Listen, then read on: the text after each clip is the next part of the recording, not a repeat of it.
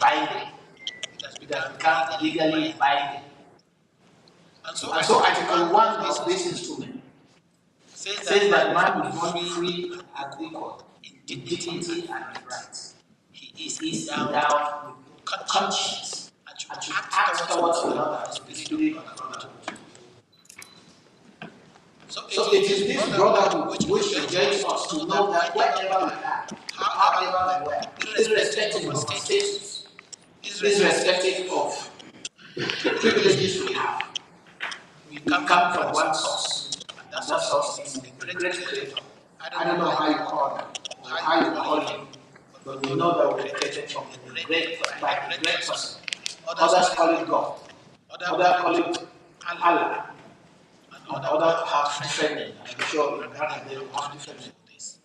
But we know that we come from one source, having one blood, red. The color is red. So we know from here so many instruments have been enacted, adopted, and they have been enforced by the United Nations. And states are called upon to ratify, to sign and ratify them. Bangladesh has signed and ratified the criteria of this instrument. We have also gone a long way to incorporate this into the Constitution, which is so lovely, and yet the application is improper. This is why we have signed all these documents. Member of the United Nations, that is out to ensure that there is peace in every corner of the world. And this peace can only pass through the implementation of the instrument regulating people's rights. Yet, as a member, human rights continue to be violated, which has made it for me to term it an endangered species. So human rights is an endangered species. And it is right and the laws that ought to have been incorporated into the national law that will give us the opportunity to be able to participate in our government. Therefore, we are talking about democracy. And that democracy is well regulated by its instruments. And so today, to take us through this journey, we have a panel of panelists, which we will be calling upon each one to give an insight of how human rights is, the rule of law, and how democracy is practiced in Bangladesh. I would like to call upon our dear friend to kickstart this event with a video which we will listen.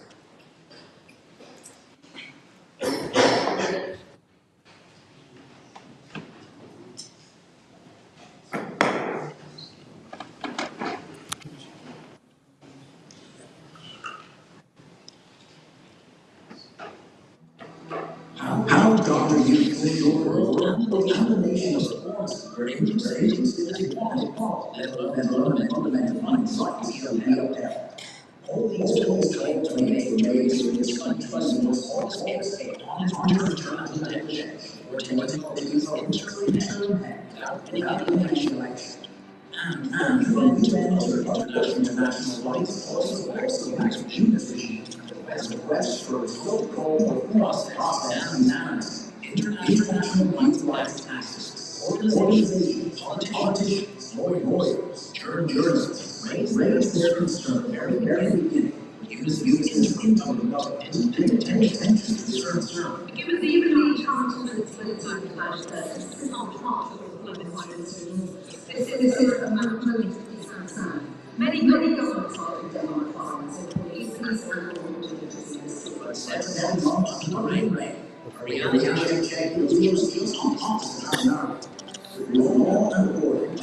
I think I don't know.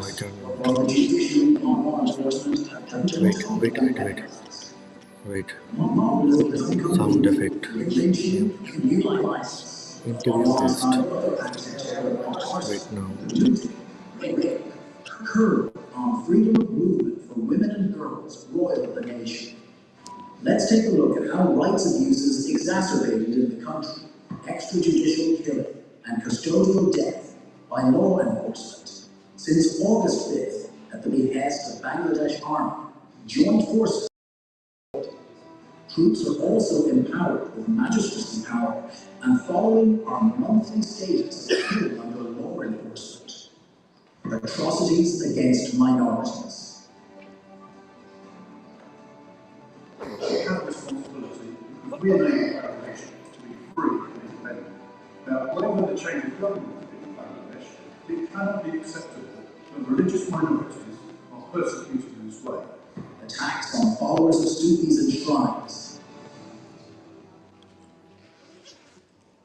Islamists inciting violence against minorities, in stark contrast to government's narrative on ruling out communal line over attacks against minorities. BBC journalists laid bare how Islamists, released after August 5th, are inciting ongoing spate of violence, targeting all minority communities, including Hindus. 2 episodes of BBC radio service brings to light the stark involvement of Islamists in fomenting attacks against minorities. Eunice's sweeping indemnity for mass killing of cops, citizens, and violent attacks on police stations by loyalists. In contrast to the pledge to ensure justice, an order issued on October 14, 2024 by Eunice reads, "Students and citizens who put forth all efforts to make this uprising successful will not face prosecution, arrest, or harassment for their acts between August 8th. Emboldened at the indemnity, advocates of Eunice regime, radical Islamists, and coordinators from Student Against Discrimination platforms publicly glorified the killing spree of cops and planned destruction of key public offices as part of a violent campaign to bring down Awami.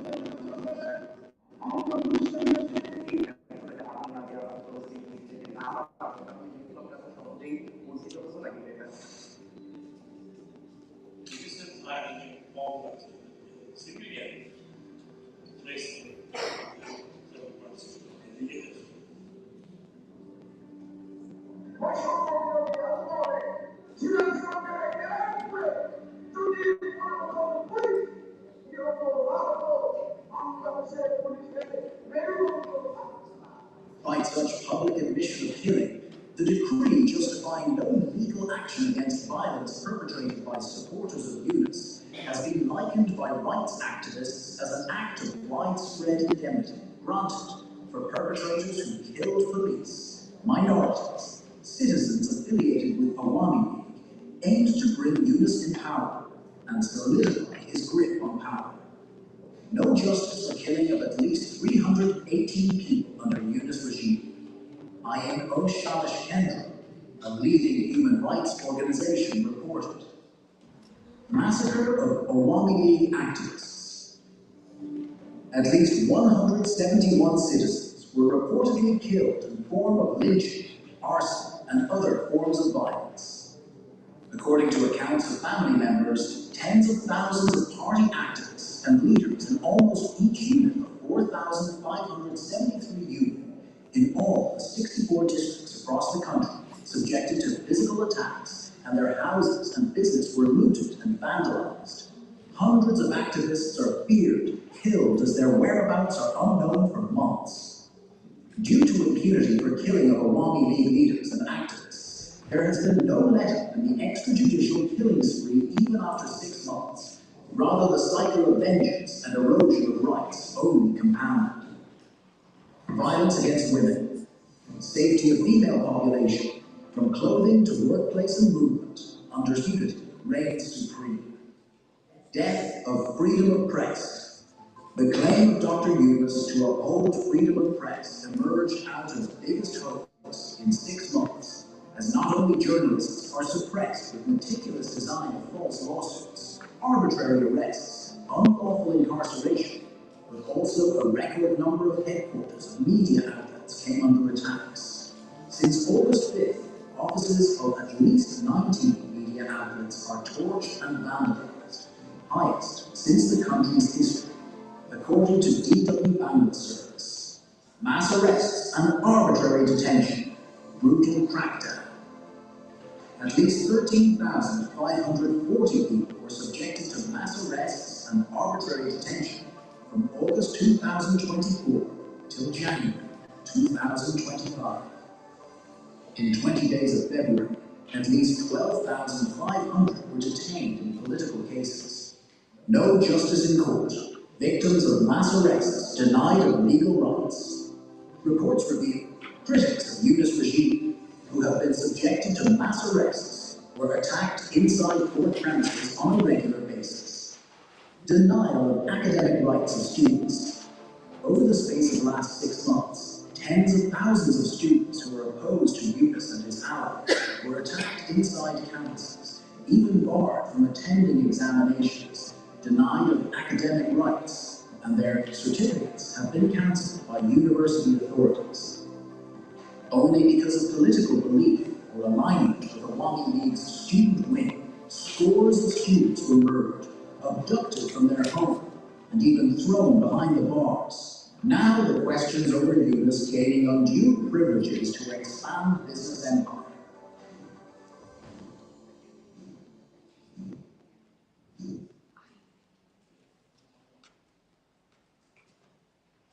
What a beautiful film. A beautiful film of human rights violation. And if you got it like I got, what came out clearly is the student people's uprising, which has degenerated into massive arrests, mass killing, and arbitrary arrest and detention. And we'll also see how indigenous people are struggling to come out for the respect of their rights. To chain up with this one, we shall be calling on Professor Dr. Habibe Miller to just come in. Professor, you have 5 minutes. Thank you, Chair. And respected panelists, ladies and gentlemen, it's very heartbreaking. If you saw the video, you saw what is happening in Bangladesh at the moment. I'm going to present a few more slides to show what's happening at the moment. This presentation is a concise and alarming overview of the human rights violation, political oppression, national instability occurring under the unelected interim government of Bangladesh. Based on documented incidents and verified data, the findings highlight systemic abuse of power, suppression of democratic rights, erosion of the rule of law across the country. Even though the then Prime Minister Sheikh Hasina didn't resign, Article 106 of the Constitution was misinterpreted. As a result, the Parliament was dissolved and the interim government was sworn in.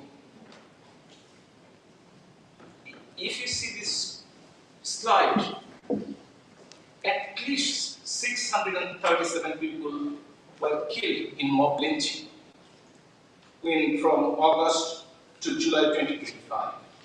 64 individuals as extrajudicial killing while they were in custody. 22 political detainees related to Awami League died in custody. Political violence, 213, at least 230, maybe more. Leaders and activists of the Awami League and its affiliated organization have been murdered. At least 360,000 people have been arrested who are related, majority of them are related to Awami League. And as you know, more than 15 million people are internally displaced by the fear of law enforcement authority or mob. 119 members of parliament, including 15 women members, have illegally detained for a long time, over 14 months. Attacked everywhere. The birthplace of independence, the Bangladesh Museum, was demolished over 2 days in front of the law enforcement authority. Nobody prevented it. About 1,400 sculpture monument related to the 1971 liberation was demolished. Over 100 shrines was demolished during this time. Law enforcement authority didn't get any escape from this. 44 police officers were killed, 182 police officers are currently missing, and more than 500 police stations have been attacked, vandalized, and set on fire. And more than 9,000 firearms were robbed. That has not been recovered yet. Women and children's rights is really compromised. If you compare with the previous years, the dramatic increase in the child abuse. 306 children were raped, 259 children were murdered, and 640 were abused from January to June this year. 12,726 cases of violence against women, over 4,000 cases, September 24 to June 25. Women's rights and freedom are being seriously harmed. Minority persecution. If you look at the country from the 4th or 5th August 2024, 30 minority people, including 3 indigenous people, have been killed. 20 minority women raped. 17 churches were set on fire on the Christmas Day 2024. 103 incidences of human rights violation documented in the Chittagong Hill trials. 49 were arbitrarily arrested. At least 396 LGBTQ+ individuals were harassed in 17 documented incidents. Evidence confirmed over 2,000 around 2,500 incidents of minority persecution during last year, during this interim government. We need to address those issues. Suppression of the democratic processes by this unelected government. This is that the ruling interim government attempted to legitimate power through fake resignation letter of the Prime Minister and misinterpretation I mentioned already, Article 106. And Army League was banned, the most oldest party of the country, the most popular party, the largest party in the country is banned with an ordinance. The Election Commission has suspended registration as well, that they cannot participate in the election. Religious extremism is at its highest level in the last 54 years.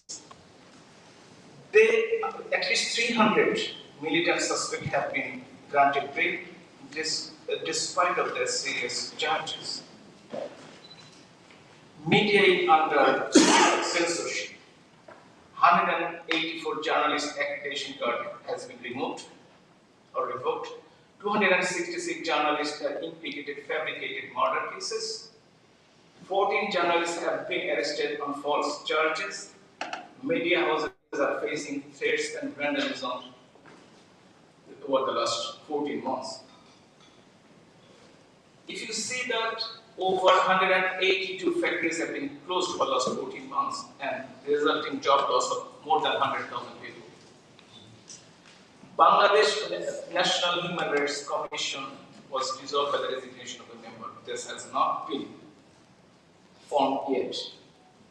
Our future generation, the student, over 200,000 students' life is disrupted because of they cannot go to their education institute, or they cannot sit for the exam, fear of mob violence, fear of arrest, they cannot sit, they cannot get their registration, they cannot get their, even they cannot register for the exams.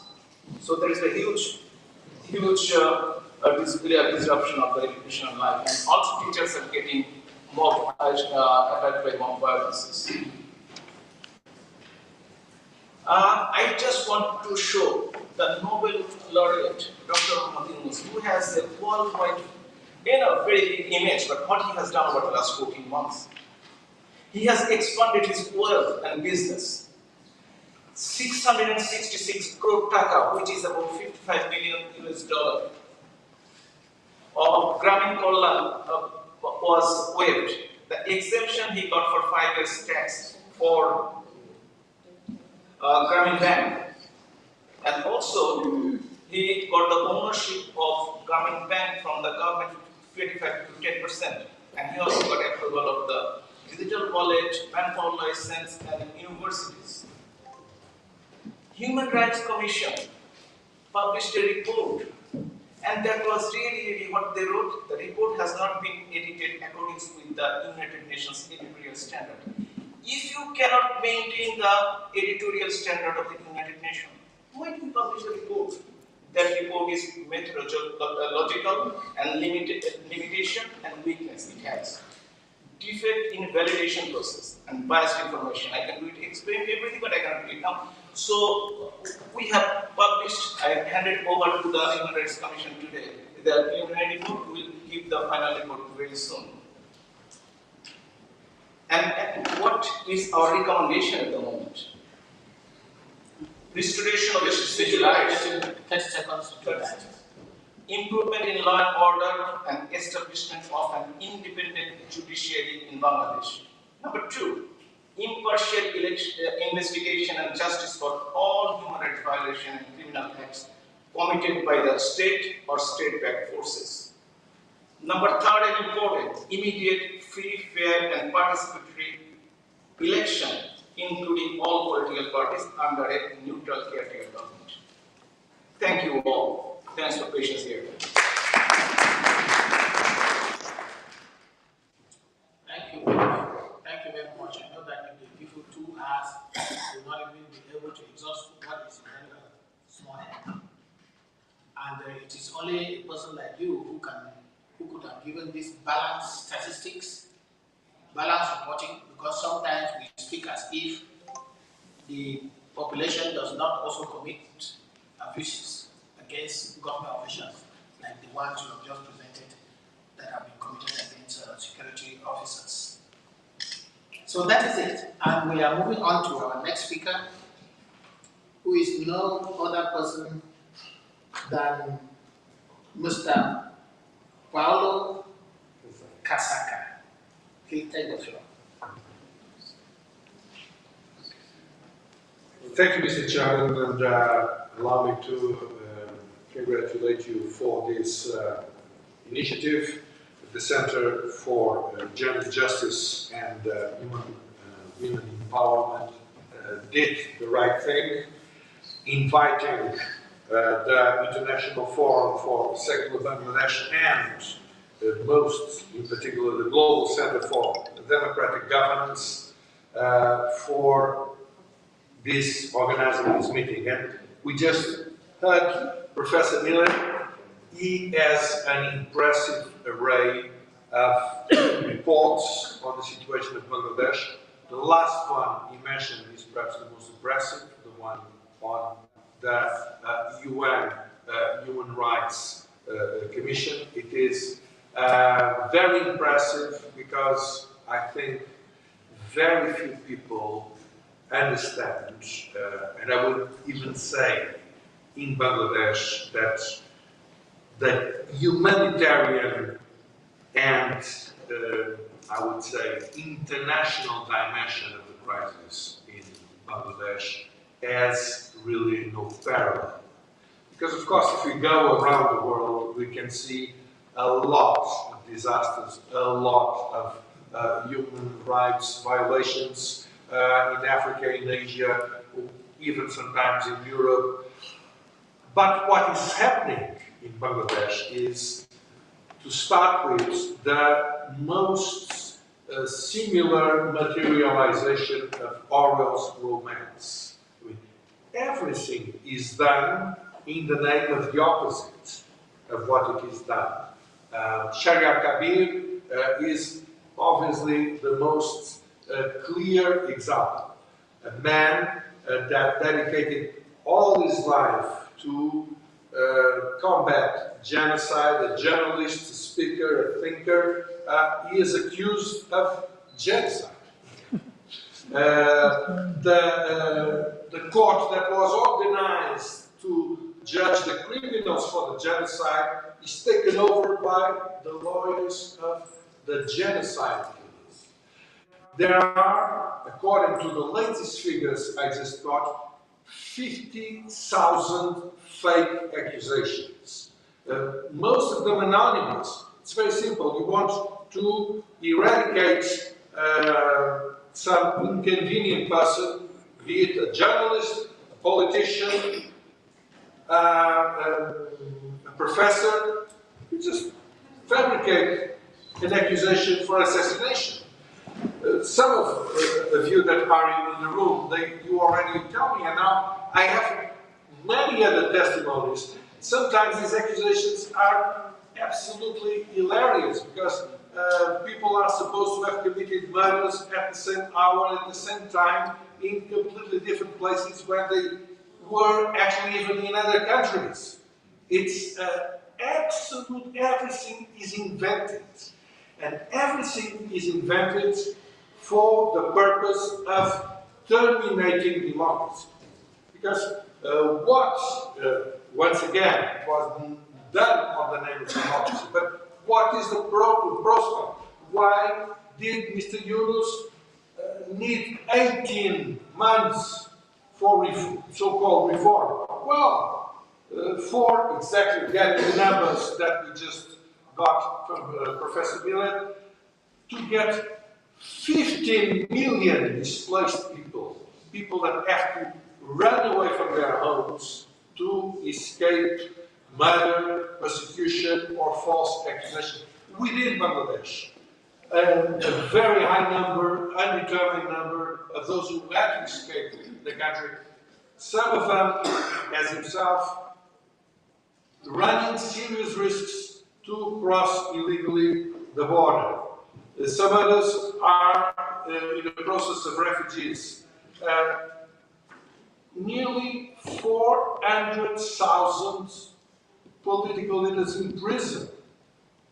It's absolutely amazing. The ones that were murdered within the prison or out of the prison are at least hundreds as well.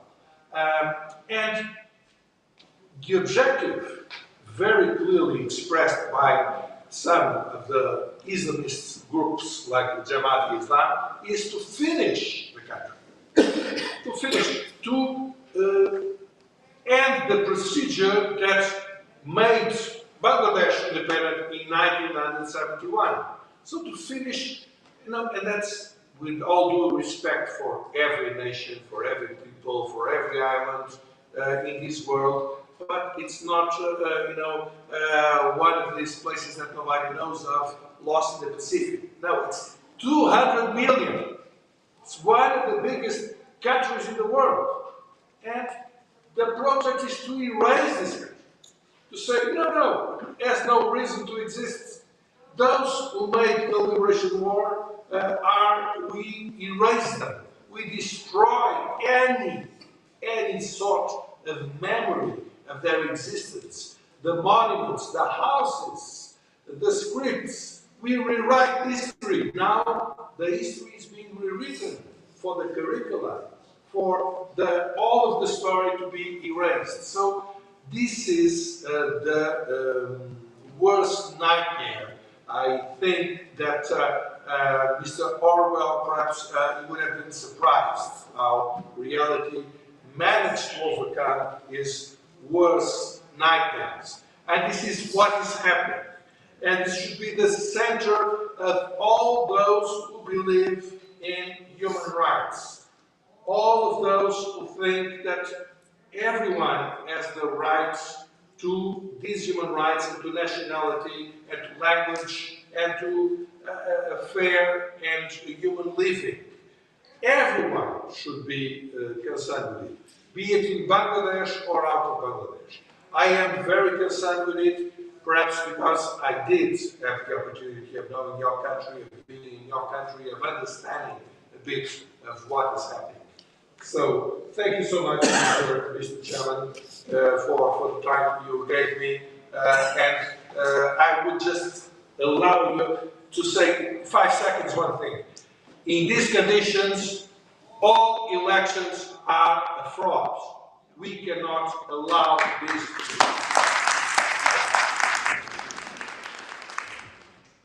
Again, no other person has presented the democratic situation in Bangladesh than you, who is the founder and executive director of the South Asian Democratic Forum.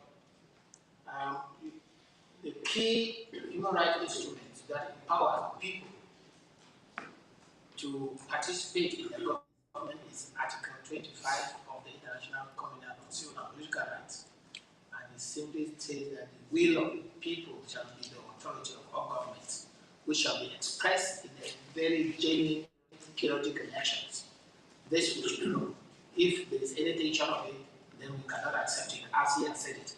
And we are moving on to our next speaker, who is Mr. Suhas Chakma. Yes. So How many minutes? you have 5 minutes. Yes. Thank you, Chair. I think I'll take from what has been mentioned as the last presentation by Mr. Kansata. I believe that Dr. Yunus himself is an act of fraud on the government of Bangladesh. We have to be very clear. There is one ground reality which has been explained by both these speakers. Then there is another reality which is the international community.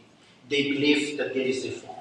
So, entire international community at this point of time, who have been supporting Yunus government and pumping money, thinking that there is reform in the country, they live in some sort of a fantasy land. There is no reform. There is no mandate to conduct the reforms, and in fact, if you read the interview of Dr. Iftikhar Jaman, who is the head of the Transparency International in Bangladesh, who was the chair of the Anti-Corruption Reforms Commission. 3 days back, he was mentioning that he even doesn't know what are the recommendations of his own commissions. And if you look at the agenda of this government, they mentioned that they want to get back the money, they want to eradicate corruption, etc. So all the commissions which they have conducted for reforms, I mean, they have lost their validity. Nobody has any idea, and somewhere they are leading the country towards something called July Declaration, which they themselves, those who have authored this, they do not understand.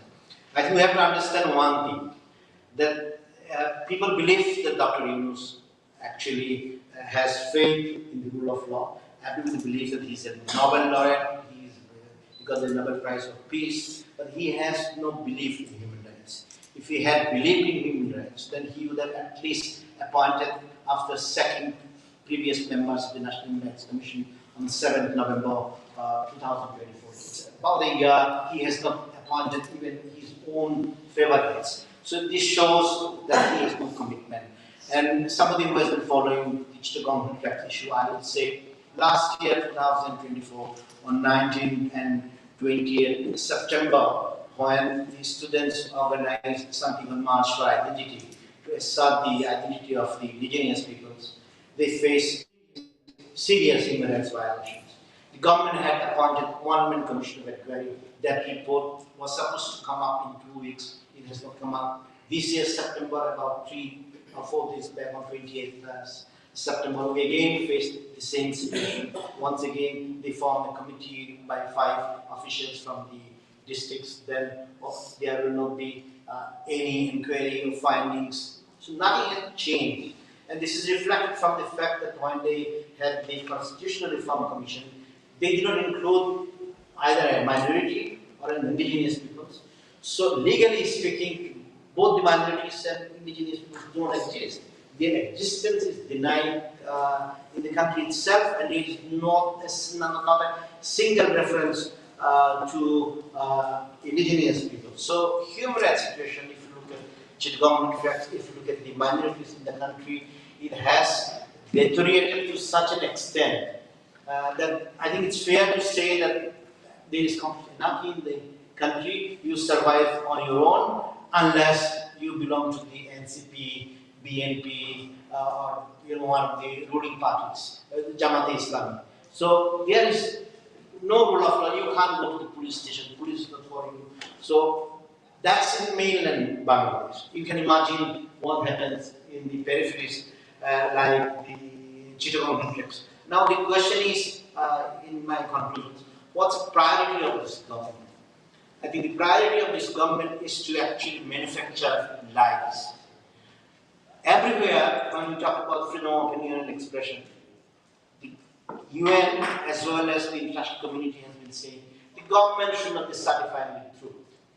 And what we have in Bangladesh is CA press review fact check, which actually this is our lies every day.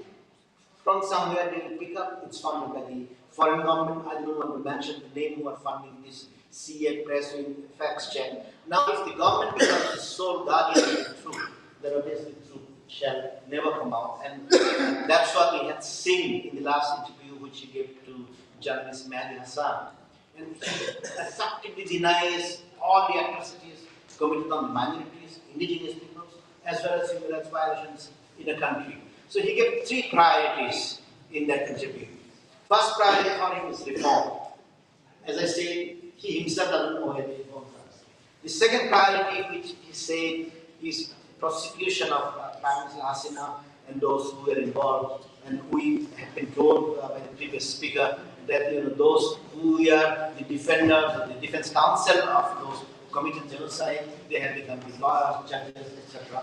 And the third point is that we might have elections if because some people want us to be there 5 years, 10 years, and 50 years. And once we come to February next year, we will realize that it's 5 years, 10 years, or 50 years. So I would say, I would end by saying that at times we are very disappointed with the international community, and that includes us, the High Commissioner for Human Rights. If we are to look at the statements of the international community in the last 1 year, it is as if no violation of human rights have been taking place in the country, when in every aspect, every thematic issue, the situation of human rights has deteriorated. So I think the challenge that we have is actually to bring out this truth and defendership which exists at this point in time in the international community. Thank you, Mr. Chair. Thank you very much.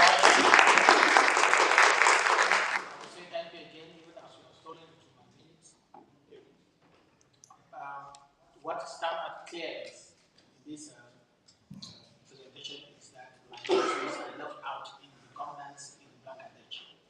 And if we want to talk about good governance, we must be talking about inclusive governance, which takes into consideration every other community, every other person in that country. And so with this one, we have in our panel the only amongst the hands, and who is no other person than Mrs. Natalia. Mr. Natalia, please. Thank you very much, distinguished chairman and distinguished colleagues and friends. On behalf of my organization, the Never Again Association, and my initiative Minorities for Peace in Eastern Europe, let me thank the Forum for Civil Bangladesh, the Center for Gender Justice and Women Empowerment, and Global Center for Democratic Governance to invite me to this event. And it is an honor to contribute to this important discussion on democracy and human rights in Bangladesh in these challenging times. And it's also an honor for me personally, because exactly 1 year ago I was presenting here as a United Nations Minority Fellow. So I'm very honored to be here again. My background is in Holocaust and genocide studies with focus on genocide denial, reconciliation, and memorialization. At my event today, I represent my organization, the Never Again Association in Poland, that has been active for 25 years to commemorate genocide and deal with contemporary challenges, combat racism, extremism, hate crimes, and while Minorities for Peace initiative focuses on promoting peace, positive peace and interactive and religious harmony by empowering minorities in Poland, Eastern Europe, and worldwide. Our engagement in Bangladesh is guided by the same values: protection of minorities, recognition of past atrocities, and countering its denial, and building societies where diversity is celebrated. Bangladesh is a diverse country, as we already all know, with Hindu, Buddhist, Christian minorities being part of it, as well as indigenous people. And at the same time, facing one of the most severe human rights challenges since the Liberation War of 1971. The reported violence against religious minorities and indigenous people is especially alarming. And the society is also highly traumatized, and minorities feel insecure today. Unfortunately, such attacks are often minimized or excused by portraying the victims as politically involved and therefore legitimate targets. There are reported attempts to minimize or justify violence by saying that these minorities are politicians, were politically involved, were connected with political party Awami League, therefore it's not violence, so it can be justified. And there are such examples. And this strategy, which is usually used by perpetrators to those who deny or destroy atrocities and genocide in history by transferring the guilt to victims themselves. And this is what we, for example, experienced in Europe during the Holocaust, during the Second World War. Jews were killed because of being communist, for example. We have seen this pattern in many parts of the world today, and perpetrators shifts the blame to victims to justify atrocities. And later, the Holocaust in Europe has become part of a Holocaust denial. Similarly, in Bangladesh today, we can identify some aspects of this dangerous, notorious, dangerous tendency, unfortunately.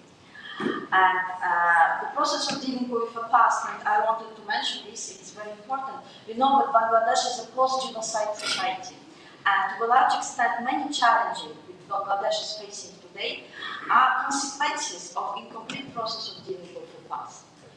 The process of dealing with the past is a framework developed in post-conflict and post-genocide context. It defines as a holistic process that addresses the needs of communities by acknowledging history, recognizing victims, and ensuring accountability. And we know that the United Nations in 1997 defined 4 pillars, the dependent pillars of dealing with the past: right to know, documentation, truth commissions, historical reporting, the right to justice, accountability, protection of victims, the right to reparations, memorials, healing, the guarantee of non-recurrence, protection of minorities, building positive peace, disarmament. None of this has been fully realized in Bangladesh, and the process today is very difficult, challenging.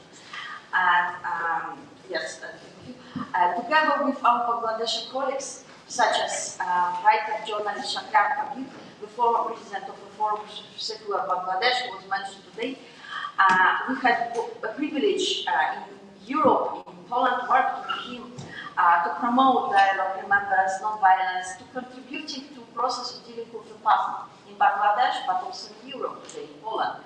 And he was unjustly, he was arrested as he's a symbol of courage needed to defend truth and democracy.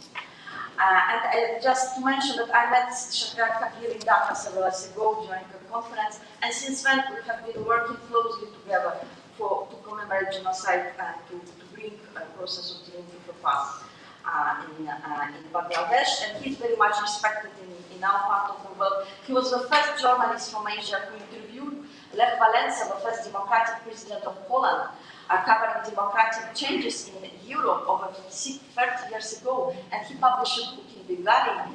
So he's a symbol of democracy, and he's now arrested in Bangladesh.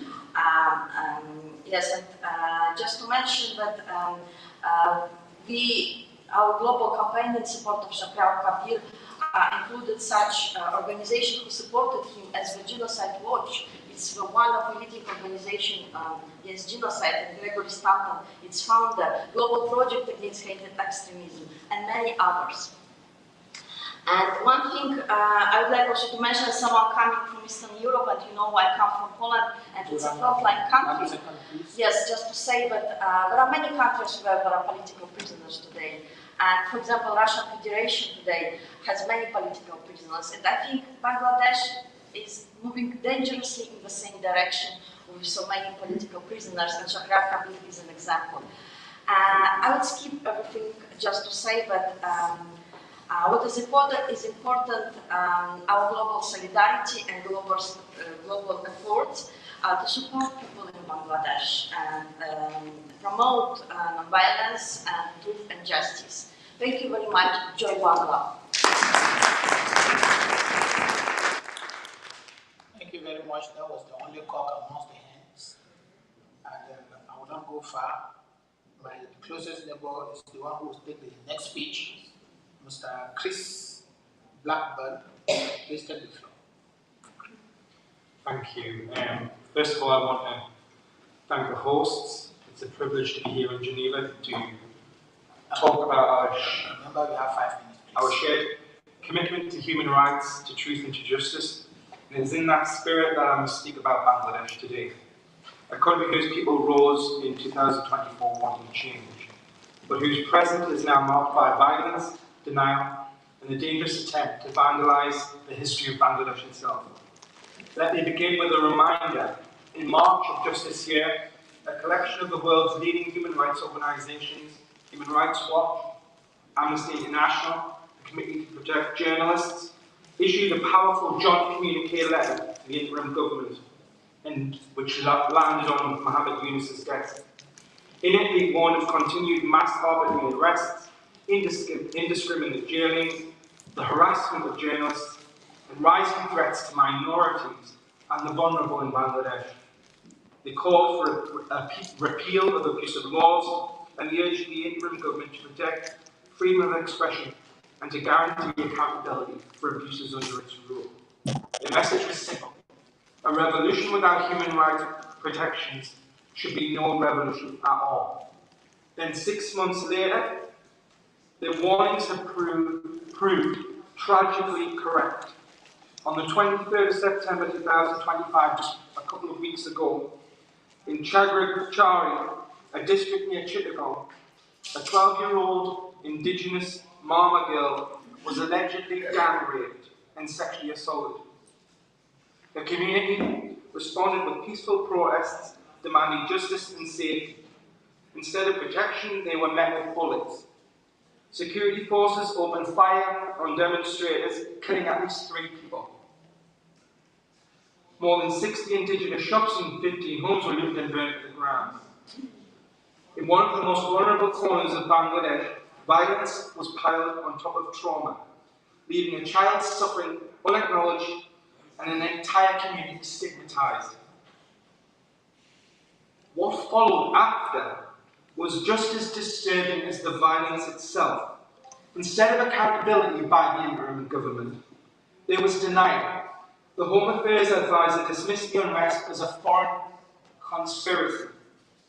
The Bangladeshi army alleged a large report by indigenous groups in the country, even claiming that militants and weapons had been imported from abroad.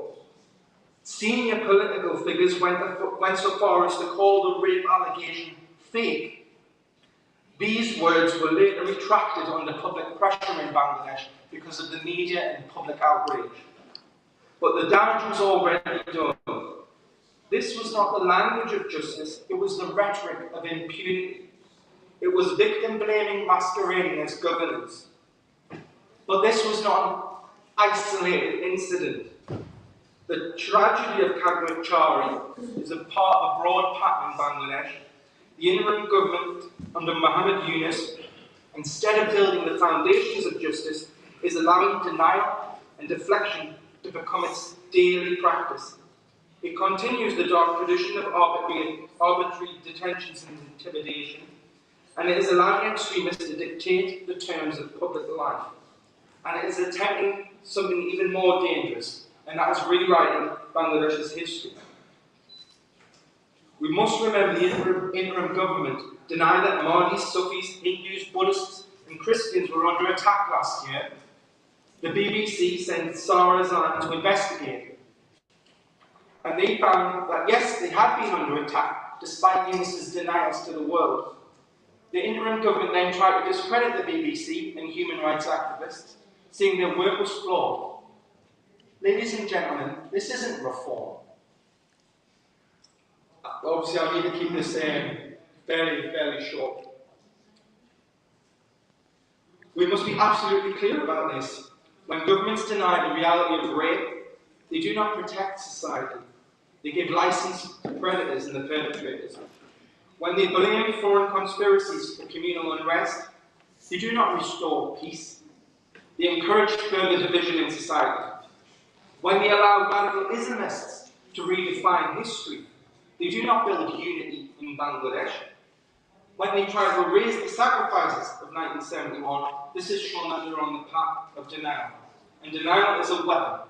It undermines truth mocks justice and erodes trust in institutions. Bangladesh deserves better. Its people deserve better. They deserve truth, not denial, justice, not impunity, history preserved, not vandalized. So let us here in Geneva commit ourselves to ensuring and putting pressure on the international community so they don't remain silent in Bangladesh. For silence in the face of denial is complicity. We must call for the Nobel Prize laureate Muhammad Yunus to rediscover his humanity, because his legacy is already tarnished and in tatters. Thank you, everyone. Thank you very much, Chris.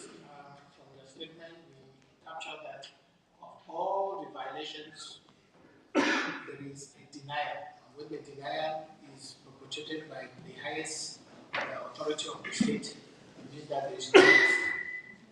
That calls on us to continue to make the noise we are making and bring to the international community unquestionable information and statistics as far as this is concerned. Thank you. We are moving now on to I would like to give the floor to Mr. Ju. Niju. You have 2 minutes. Okay. Don't steal my minutes. Yeah, sure. Sure. Thank you very much, ladies and gentlemen, and who attended here. I was listening all the data and information from our honored guest here, but I have a specific observation and question. You know, this year on 12th of February, United Nations has produced a report on Bangladesh human rights violation stuff. And just let you know that we have already prepared another rebuttal of that report of 490 pages of rebuttal so far. So we will publish it very soon, probably within 2 or 3 days. But my question is, when someone is actually in the chair of the Commission of the Human Rights and prepared a report and also involved in Bangladeshi politics, isn't it contradictory? Because he specifically mentioned on 4th of March 2025 in BBC Radio that he called the Chief of Army Staff and specifically told him not to involve in any matter of the government. But I was just wondering how come a Human Rights Commission of United Nations can dictate someone and tell that they cannot involve in the government? Because what Army Chief will do, Army Chief normally help government if there is any situation. So there was a situation last July. But I can see that United Nations Charter, Article 2, Subsection 7, Article 39 and 100. So I want to ask the honored guest here, will you please talk about this? How come a Commissioner of Human Rights, Chairman of United Nations, can involve or intervene in internal politics, whether he should be accountable for it, whether he will be sacked for it? I want to know it. Thank you. Can I give you one piece of information? The internet of Bangladesh has been slowed down because of this meeting, because they cannot show their video live streaming at the present. They are so scared. Thank you. Oh. Thank you. It simply means that we are not just making a noise. We are making important, additional important information that hurts some people. So they are taking it seriously. And so I would like to ask you, I would like to ask Shun, you have a statement. Thank you, Chairperson. It's not a statement, but just 2 questions I have. One, given recent allegations of repeated attacks on massacres against the indigenous people in the Chatton tribes, why is the government blocking an independent investigation? And the incidents involving looted and burned homes, as we see on the video, plus deaths from army figures, a great violation of the international human rights. Why restriction full disclosure to the media and global community? This is the first question. The second one is, do you support a joint international investigation coordinated by the European Parliament and the UN to inventory probe allegations of Geneva rovers detention and atrocities against Chotton Hill track indigenous people? These two questions. Thank you. Thank you, Shun. I think the panelists have taken the question and give them time to respond. Meanwhile, our sister, you have 1 minute, please. Tell us who you are and then thank you very contribute to much. ask questions. Excellencies, I thank you all for your endeavors, and I would just like to add a message of hope. As we have reached that point in history, the end of the old age, and we are now moving in a new era, completely new, and that means we are creating for the first time a conscious civilization, which will be completely different, so we can let go all which has happened till now, just give it up, so the new can come, and it will be amazing. We create really the most brilliant civilization this planet has ever seen, and conscious. This is important because till now it was all unconscious. There were only maybe 5% who had consciousness. Thank you very much. Thank you. Please, the floor is yours. We have 4 minutes to debate on this. Questions, contributions. While you are maturing your mind on questions, I would like to ask Rahman to take 2 minutes and give us a Thank you, moderator. And first of all, on this event, I have to very hardest thanks to all of our honorable panelists, my distinguished guests, my Bangladeshi diaspora especially, who are give effort from Paris, from Belgium, from UK, from Germany, and from Zurich, several places there give a lot of effort to come to join the program because they own the Bangladesh. And those are people who own the Bangladesh as a secular democracy. It's not a radicalized, it's not an Islamic country, it's not a Taliban country to look the people who are the Bangladeshi diaspora, who have the get independent in 1971 by the blood. So our peoples and all of the solidarity in all of the audience, I have to say a lot of thanks on behalf of the Bangladesh, on behalf of our organization. So please, you attend and you please, all of you, your social media, 2 minutes, please, have to raise your voice to Bangladesh, feedback a secular country and get a justice, rule of law. So I have to invite all of you after the event of the session. Thank you. Let us give room for the panelists to respond to the question raised, which is quite important. Thank you. We will welcome investigation by the European parliamentarians with respect to the killings, atrocities made in the Chittagong tracks. And one of the reasons why the government of Bangladesh has not made last year's report and is not ordering any judicial inquiry as being demanded across the country, I think it's because the Bangladesh Army rules the Chittagong tracks, and Bangladesh Army has been the consistent political party which wields power and without whom you cannot remain in power. So that power actually originates from the presence of the Chittagong tracks. And at this point in time, Dr. Yunus wants to keep the Bangladesh Army on his side, and that's why he is not ordering any kind of investigation. And that's why there is a need for international investigation. In fact, I met the OSCHR officials yesterday. You have a field office there. Thank you very much. Thank you. Thank you. Ladies and gentlemen, I want to thank you so much for the time you have taken to be here. We have just 1 hour and we've exhausted our 1 hour. I want to thank my panelists, your panelists, who have been very wonderful in presenting the different aspects of human rights violation in Bangladesh. At this moment, my own time is up. I will not hang on the chair like the government of Bangladesh. I can't leave. I'm leaving.